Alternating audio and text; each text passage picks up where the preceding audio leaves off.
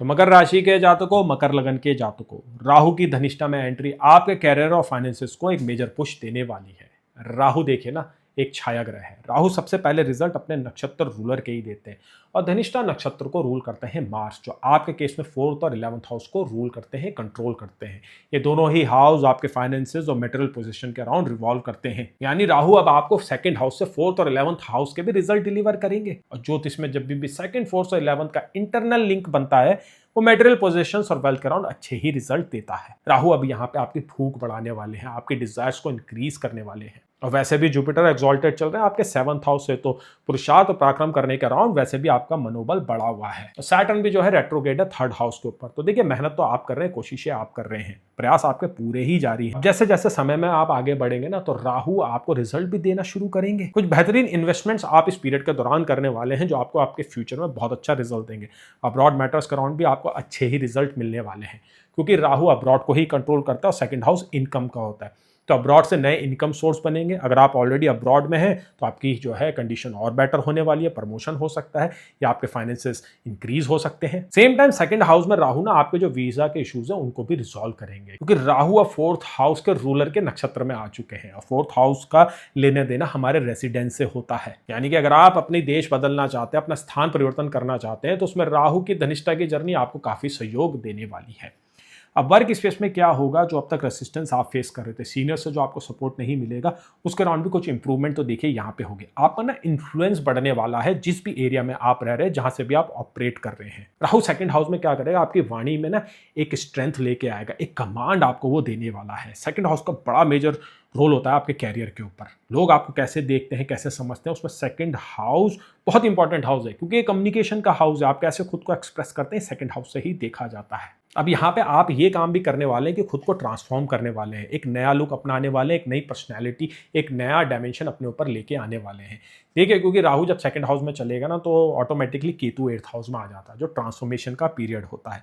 केतु वाला जो ट्रांसफॉर्मेशन होता है थोड़ा सा पेनफुल होता है, लेकिन राहु जो ट्रांसफॉर्मेशन देते हैं ना 2nd हाउस में, वो थोड़ा इंजॉयबल होता है। उसमें बहुत ज़्यादा ना मेटीरियलिज्म आ जाता है। तो आपके जितने भी डिसीजंस होने लग जाते हैं वो फाइनेंसेस के अराउंड होते हैं, वो आपके मटेरियल डिजायर्स के अराउंड होते हैं। और देखिए, इसमें कोई ऐसी बुराई भी नहीं है। एज अ ह्यूमन हमारा पर्पस होता है अर्थ, धर्म, काम और मोक्ष की प्राप्ति करना। यहाँ पे जो शब्द है अर्थ, यानी कि जो फाइनेंसेस है, आपके जो मटेरियल डिजायर्स है, उसको राहु ही कंट्रोल करता है। राहु ही वो आपको डिजायर्स देता है, वो एफर्ट करने के लिए जो बोलते हैं ना, ललचाता है। और 2nd हाउस में राहु धनिष्ठा में जब गोचर करते हैं, तो देखिए, इंसान अपने एक नए पहलुओं से वाकिफ होने लग जाता है। वो अपनी कैपेबिलिटी से भी जो है ना वाकिफ होने लग जाता है। उसके अंदर जो टैलेंट है उनको भी वो मोनेटाइज करने लग जाता है। नए इनकम सोर्स बनाने के लिए वो काफ़ी अग्रसर हो जाता है।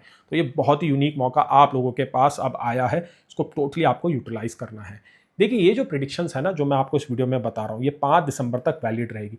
इवन दो राहु धनिष्ठा में रहेंगे जून 2027 तक, लेकिन 5 दिसंबर को राहु राशि बदल के आपके लगन के ऊपर आ जाएंगे, जो कि और बेहतरीन आपको रिजल्ट देगा। क्योंकि देखिए, कैप्रिकॉर्न जो साइन है ना, उसमें जो राहु के नक्षत्र रूलर है मंगल, वो एक्सॉल्टेड हो जाते हैं। फिर राहु आपके ना 1st हाउस से ऑपरेट करेगा और 4th और 11th हाउस के रिजल्ट देगा।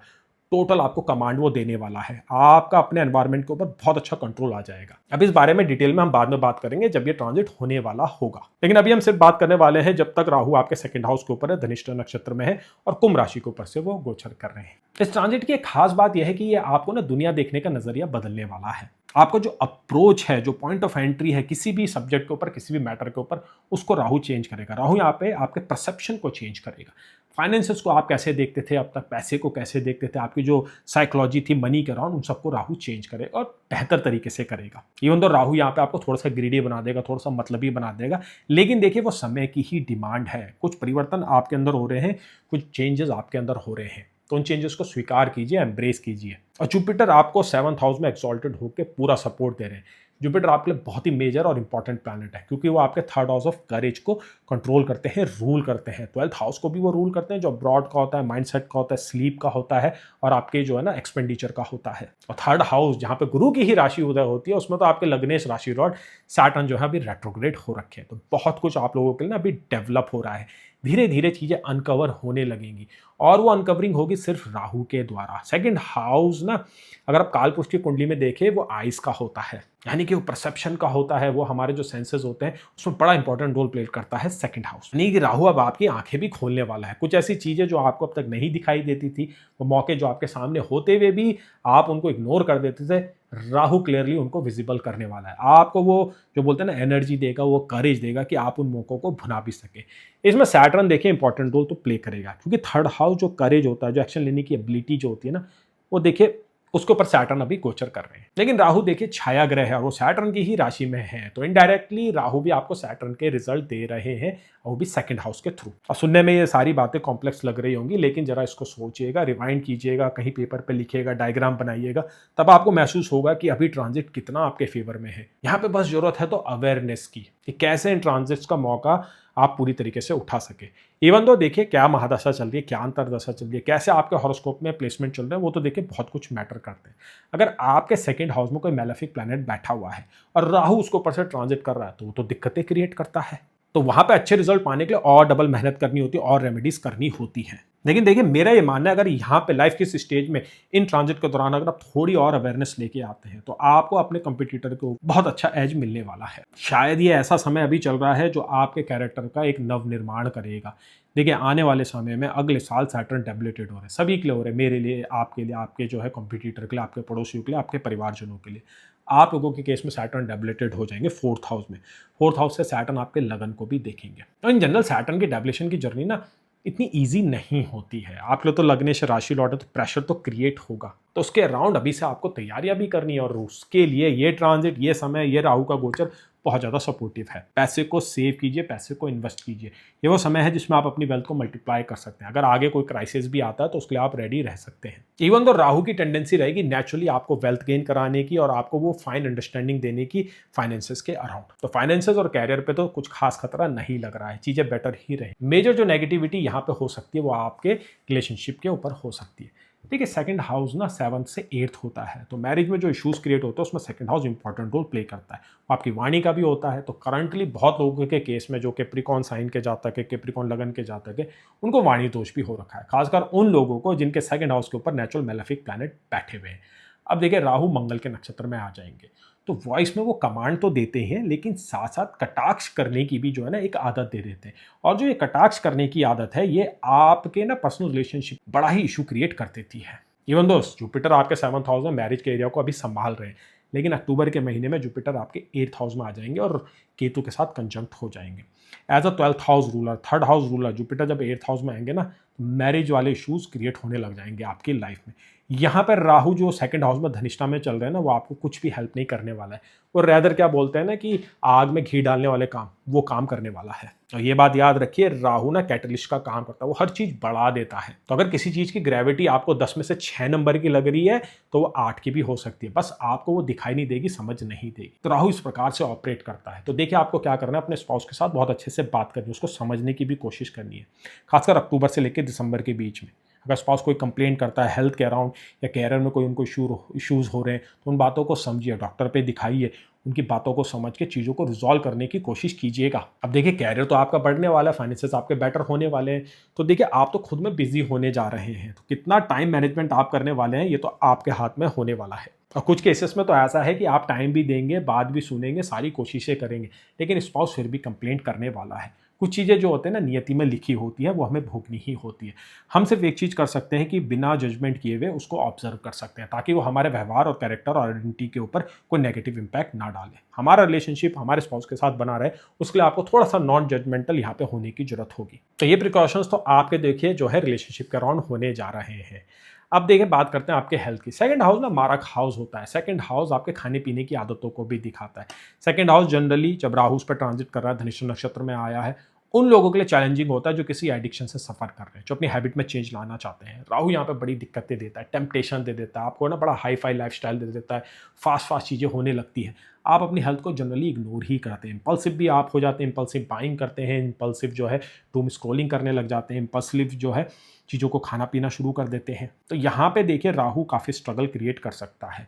खासकर अगेन जब जुपिटर आपके 8th हाउस के ऊपर आएगा।